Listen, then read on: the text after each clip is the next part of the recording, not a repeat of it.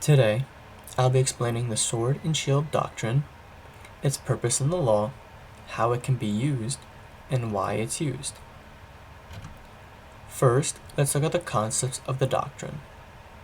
The name of the doctrine is referring to the possible use of contracts in law, how they can be used aggressively, like a sword, and defensively, like a shield.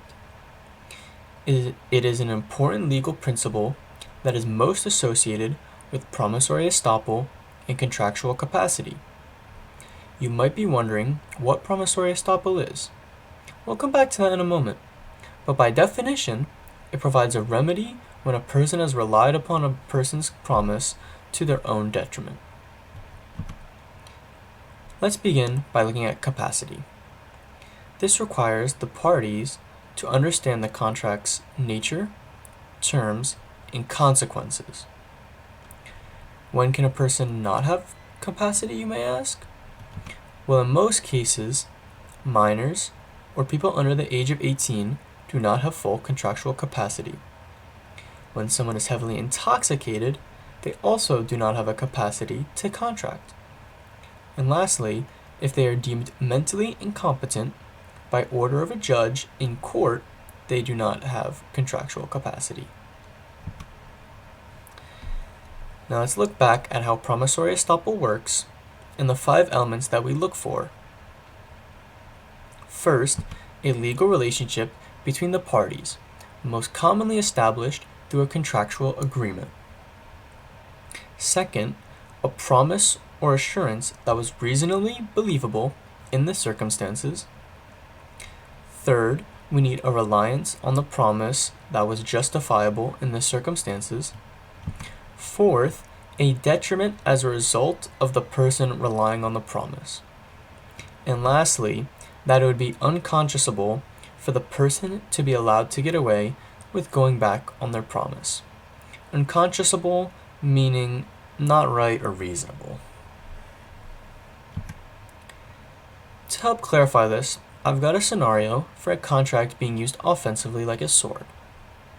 Say there's a 17-year-old boy who contracted to buy a car that runs perfectly fine.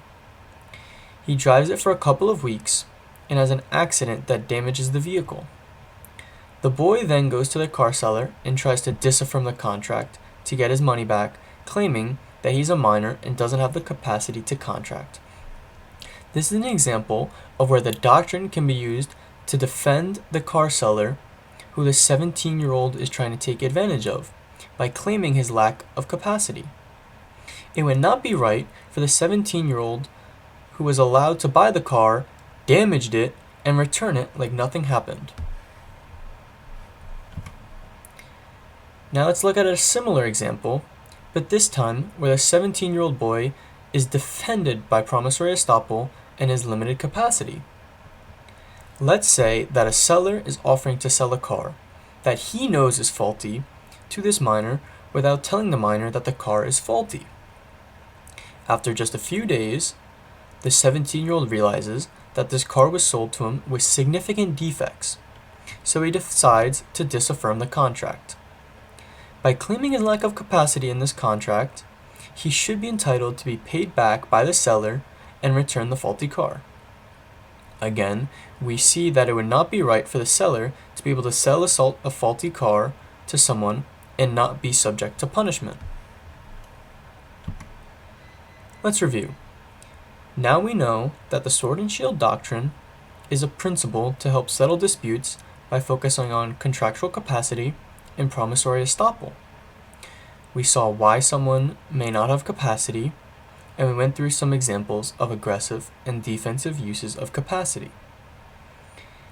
In both, one party intends to take advantage of the other by either leveraging the lack of capacity or enforcing their lack of capacity to try and disaffirm a contract.